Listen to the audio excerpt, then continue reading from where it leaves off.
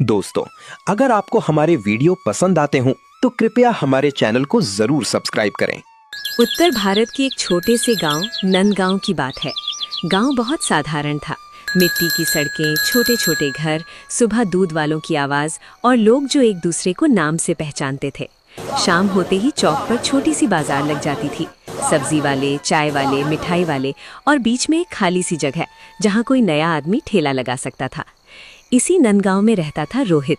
उसकी उम्र 24 साल थी। न ज्यादा पैसा, न कोई बड़ा सहारा, बस एक छोटा सा घर, एक बूढ़ा बैल और एक परिवार जो उसी पर निर्भर था। रोहित के पिताजी शंकर पहले खेतों में मजदूरी किया करते थे। उनकी पीठ में दर्द था, हाथ कांपने लगे थे। अब वो ठेला भी नहीं खींच सकते थे। माँ मीरा दिन भर दूसरों के घर बर्तन मांजती, लेकिन उससे घर नहीं चलता था। रोहित ने 10वीं तक पढ़ाई की थी, फिर पैसे न होने से आगे नहीं पढ़ पाया। उसकी बहन छोटी थी, अंजलि, जो अभी स्कूल में थी। उसकी फीस भी रोहित ही भरता था। एक शाम रोहित घर के बाहर बैठा था। उसके सामने एक पुराना लकड़ी का ठेला पड़ा था, जिसमें से एक पहिया टेढ़ा था और लोहे की छड़ें जंग से खा गई थीं। वो ठेला उसके पिताजी का था, जिसमें कभी वो सब्जी ले जाते थे। शंकर धीरे धीरे बाहर आए, हाथ में एक लकड़ी की छड़ी थी। उन्होंने ठेले की तरफ देखा और आंखें नम हो गईं।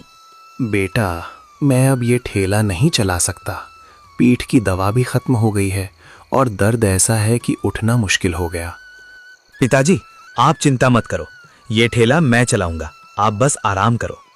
बेटा, ठेला तो ठीक है, पर बेचोगे क्या? सब्जी तो अब बाजार में कई लग गए हैं। माँ, हम सब्जी नहीं बेचेंगे। शहर में मैंने देखा है, गर्मी में लोग ठंडा ठंडा पीने को तरस जाते हैं। हम गन्ने का जूस बेचेंगे, ताज़ा ठंडा मीठा गन्ने का रस। कोई नशा नहीं, कोई केमिकल नहीं, सीधा पेर कर गिलास में।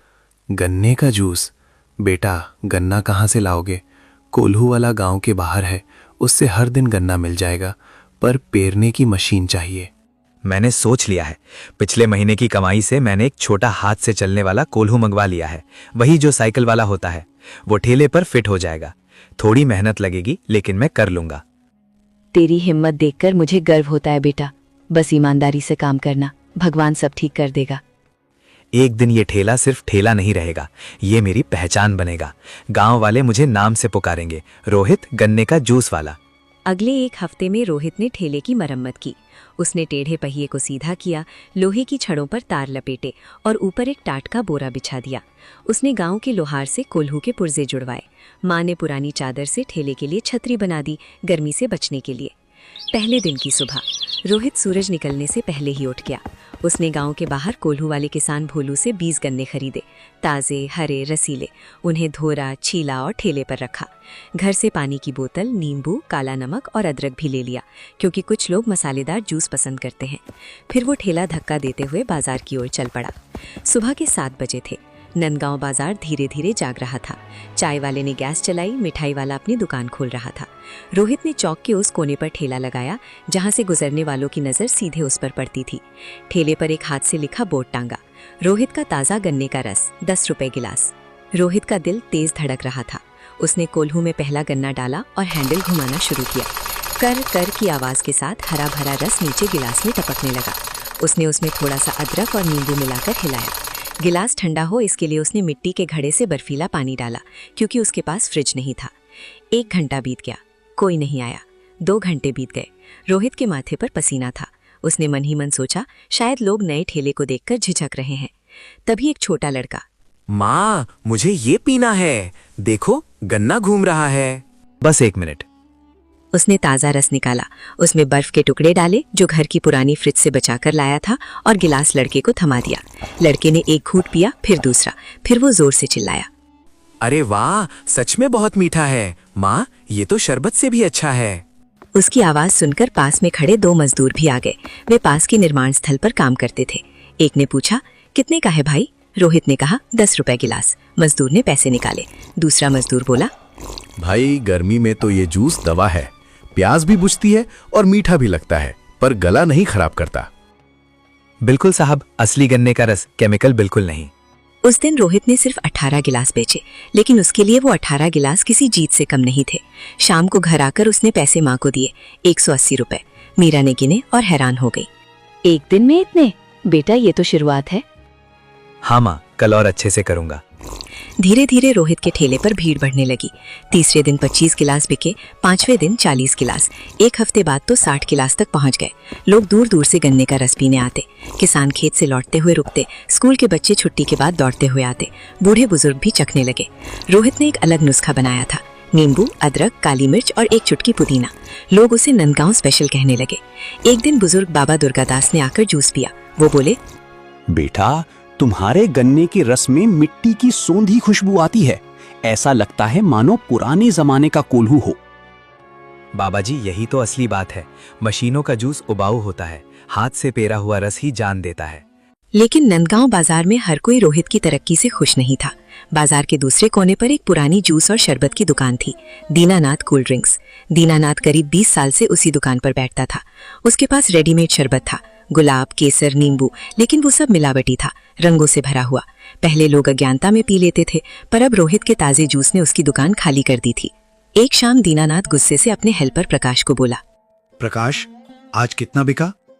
साहब बस 7 गिलास। 7? पहले रोज 50 बिकते थे। वो गन्ने वाला कल का लड़का मेरा दुश्मन बन गया है। लोग कहते हैं उसका जूस ताजा है और सस्ता भी है। ताजा? हम तो 20 साल से बेच रहे हैं। कल से तुम उसके ठेले के पास जाकर बैठो, पता करो वो क्या करता है। प्रकाश ने अगले दिन रोहित के ठेले के पास खड़े होकर देखा। वहां लोग मुस्कुरा रहे थे, रोहित उनसे बातें कर रहा था, बच्चों को मुफ्त में छोटा सा जूस पिला रहा था। प्रकाश ने ये सब दीनानाथ को बता दिया। दीनानाथ को जलन हुई। उसने तय किया अब कोई रास्ता निकालना होगा। अगली सुबह नंदगांव में एक अफवाह फैल गई, जैसे आग लगती है वैसे ही। लोग चुपके चुपके एक दूसरे से कहने लगे, सुना, रोहित गन्ने के जूस में सफेद केमिकल डालता है ताकि रस देर तक खराब ना हो। अरे, तो क्या वो हानिकारक होता है? पता नहीं, पर जो पी रहे हैं उन्हें कुछ दिन बाद चक्कर आने लगते हैं। ये सब झूठ था, पर अफवाह का सिर न पैर। किसी ने शुरू किया, किसी ने आगे बढ़ाया। रोहित के ठेले पर कुछ ही घंटों में ग्राहक घटकर आधे रह गए। कुछ लोग तो आकर रुकते और फिर बिना जूस पिए चले जाते। रोहित हैरान था। एक आदमी ने रोहित से कहा, बेटा, मैं तो पीना चाहता हूँ, पर लोग कह रहे हैं केमिकल डालता है, सच बता।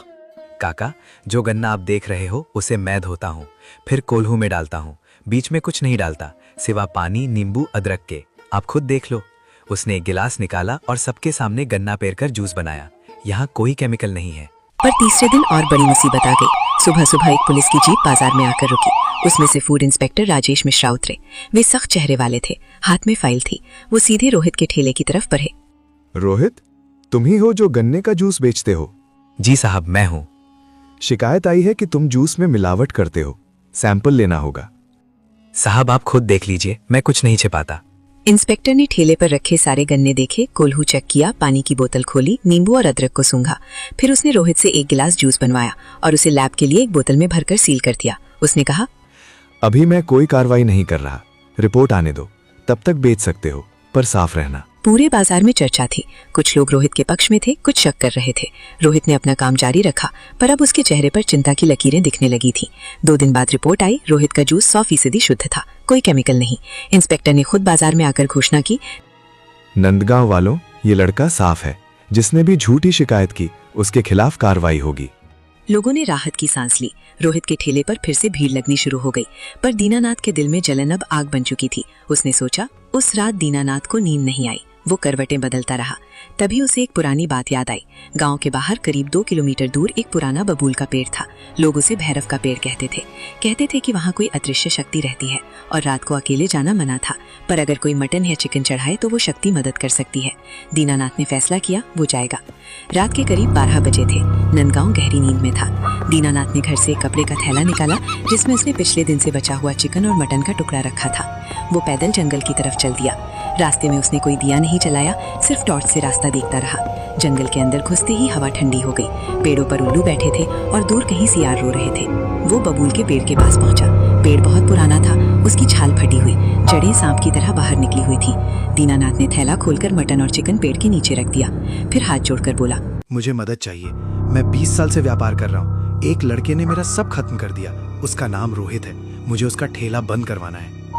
मदद मिलेगी, पर उसकी कीमत चुकानी पड़ेगी। क्या कीमत? मेरे पास पैसे हैं। मैं पैसे से कुछ नहीं होता, यहाँ किस्मत का सौदा होता है। तुम्हें तरक्की चाहिए और रोहित की हार, तो अपने बेटे की किस्मत बेचो। बेटा विशाल? नहीं, वो तो छोटा है, 8 साल का। जैसी उम्र हो वैसी कीमत। अगर अब नहीं दोगे तो जो मैंने तुम्हें दिया वो वापस ले लूंगा। तुम्हारी दुकान खत्म, तुम बेघर हो जाओगे। दीनानाथ के पैरों तले जमीन खिसक गई। वो कुछ देर सोचता रहा। उसके दिमाग में अजीब अजीब ख्याल आए। विशाल कैसे स्कूल जाता है, उसकी हंसी, बीमार पत्नी जो बिस्तर पर है, लेकिन जलन और लालच ने उसे अंधा कर दिया। ठीक है, मैंने तय किया, बेटे की किस्मत तुम्हारी, पर मुझे रोहित की हार चाहिए। ऐसी हार कि वो अपना ठेला उठाकर भाग जाए। हो जाएगा, अब जा। रोहित के ग्राहक घटने लगे। नहीं, वो कमी नहीं थी, बल्कि ऐसा लगता था जैसे कोई श्राप लग गया हो। 5वें दिन उसके पिता शंकर की तबीयत अचानक बिगड़ गई। 10वें दिन तो एक ग्राहक ने जूस पीते ही उल्टी कर दी। हालांकि बाद में पता चला कि उसने पहले कुछ और खा लिया था, पर अफवाह फिर फैल गई। रोहित ने हार नहीं मानी। वो रात रात भर ठेले की मरम्मत करता, सुबह 2 बजे उठकर गन्ना लाने जाता और फिर से वही आवाज लगाता। पर अब उसकी आवाज में थकान थी। माँ मीरा ने उससे कहा, बेटा कुछ दिन आराम कर ले, भगवान की मर्जी है तो सब ठीक हो जाएगा।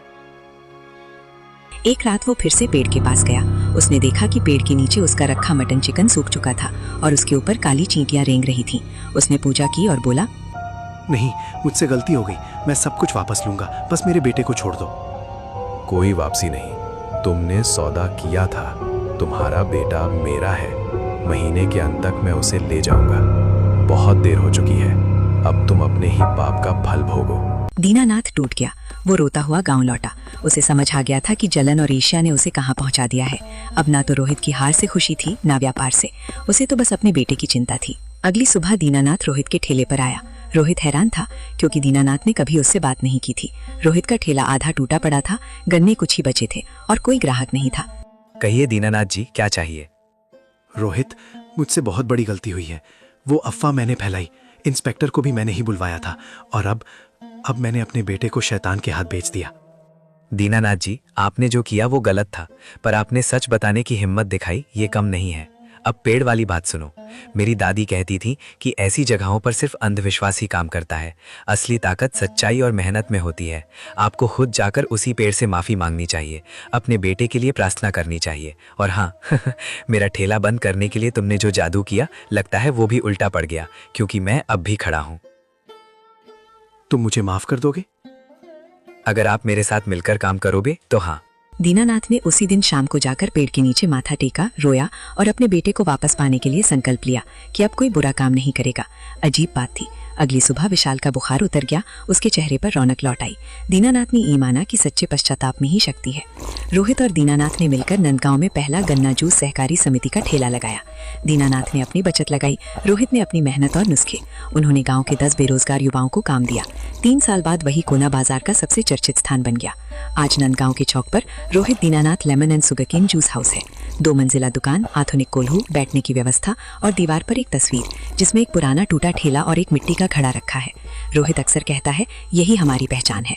जनन ने हमें गिराना चाहा, पर सच्चाई ने बचा लिया। इस कहानी का नैतिक यही है कि शॉर्टकट और एशिया के रास्ते अंधेरे की ओर ले जाते हैं, जबकि मेहनत, सच्चाई और क्षमा का रास्ता ही सबसे बड़ी रोशनी है। और हाँ, गन्ने का रस हमेशा मीठा होता है।